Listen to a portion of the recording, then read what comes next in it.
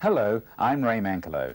This is a video that travels the road to Ngaroma in an attempt to retrace the Manklow family's move into their new land after they won the ballot in 1912. Some 80 years later, in December 1992, I asked my uncle, Stan Manklow, who with his sister Ivy, Mrs. Johnston, were the only two surviving members of that trek in. I asked Stan for help in retracing that journey so that us younger ones could understand what they went through and how they got into Ngaroma. Well, in those times, my father was bush chopping away in the back of Honekiwi, and he was from contract to contract, and didn't know where the next job was going to. So my mother thought, well, it's time she had a home of her own. So she put in for the ballot. The eldest Les, who would have been 9.5 years old at the time, has different memories to his brother Stan of how they got through to Ngaroma. Les's memory has them getting a ride on the train from Otorohanga to Te Kawa. Jimmy Thompson, who had the wagon and horses, then took them from there on through to Warapahonga. Stan's memory, however, has them going in an almost direct line from Otorohanga through Rangiatia out to Warapahonga. Either way, they both agree they ended up camped at Matapara.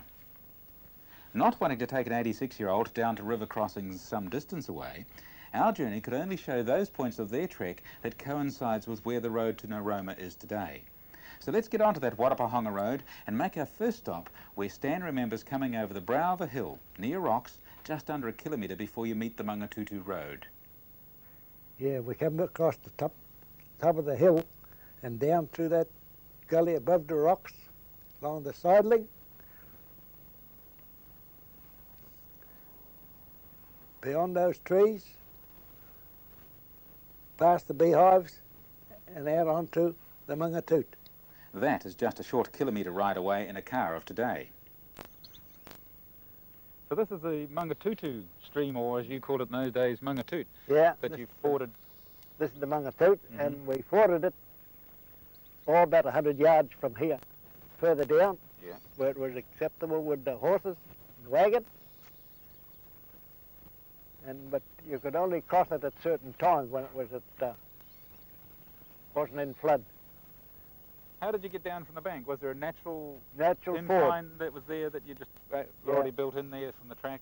You just had to ease the wagon down, get your feet wet and walk in behind? No, sit on the wagon. Get on. Oh. Keep on the wagon. Yeah. Because it's pretty swift when you get down there a bit. After fording the Mangatutu stream, the family moved on until they ran out of daylight at a place that Stan remembers staying at, up a slight rise 100 metres or so off the current Warapahonga road. This property belonged to a fellow called Finlater. The shed was here for anybody that was going through, more or less, so we camped the night here. Were the people living in this area at the time, or was it an empty shed that you knew you could... Well, I don't know where the people were living, but the shed was empty. More or less like a halfway house. Anybody could pull in and stop there. So then we stopped overnight, and next morning we headed off direction over there because the road wasn't completed around that way. So that's it. So you would have come up across this level here somewhere, around on whatever natural line it was.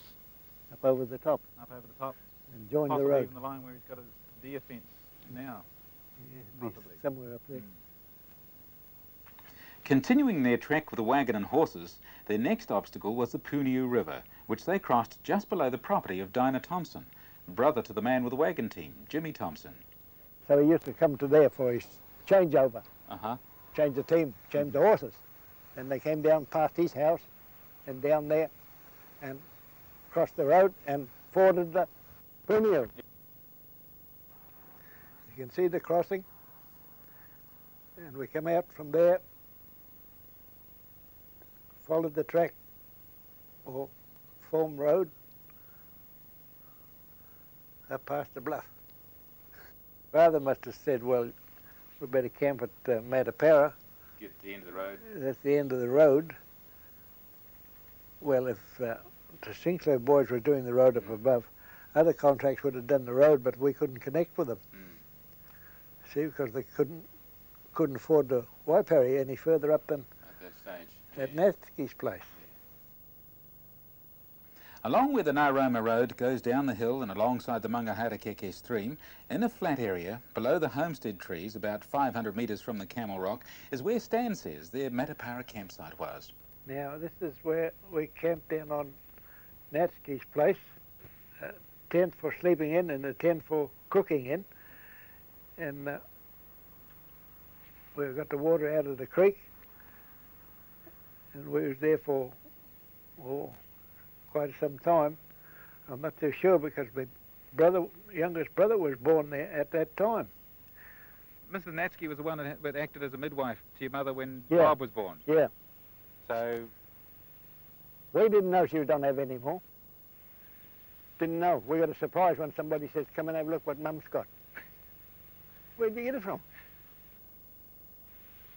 So where's the Camel Rock that Les talks about? That In the bend of the road there. just down there, Yeah, as we sweep around to the right, yeah. standing on the slope. Pull up there, you'll see it. It's Okay. just opposite. Oh, well, let's drive up to that and have a look. Camel's Rock was a place that was a favourite stopping over point because of the shelter it provided, I suppose, for the winds, basically. Yeah, well, it's a good sheltered place. It's nice, dry inside. So, I reckon the two Sinclair boys was camped in there when they were forming the road. See? We could see them from where we camped down there. They was forming the road up the top there. And they camped in that and they had a tent out in the front. So it's almost like a cave, is it, that you Yeah. can get right in up close to it? Yeah, So looking at it on the camera now, there's more foliage around now. It stood out as a bare rock at the top yeah. at the time. yeah, those trees were only little fellas. Yeah. It was right out in the open. So Les's memory might be that he'd come in and camped there when he came in with Yeah, Father, yeah.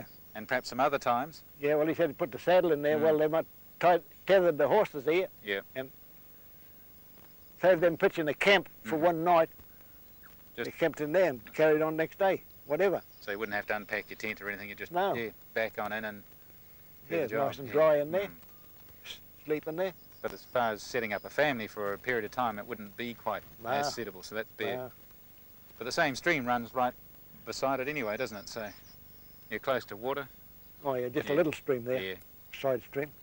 Is that the same stream, or is this just a little tributary of the This- one? Just a little tributary from the main one. Yeah. The main one crossed the road and went way back up there.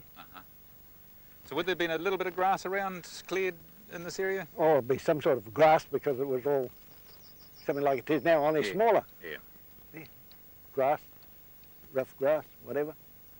And then we walked from there across here, went in through that gate and headed way out to the end of that pine tree, more or less.